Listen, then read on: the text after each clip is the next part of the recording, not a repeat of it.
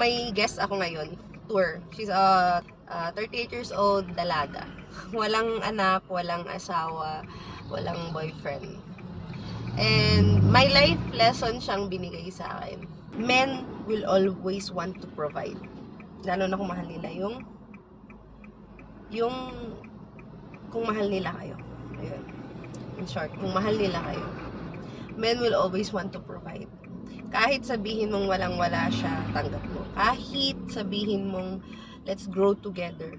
Nature na sa lalaki is kung mahal nila yung babae, magpro-provide at magpro-provide yan. Kahit sabihin mong ikaw na babae, kaya mo i-provide yung sarili mo. No?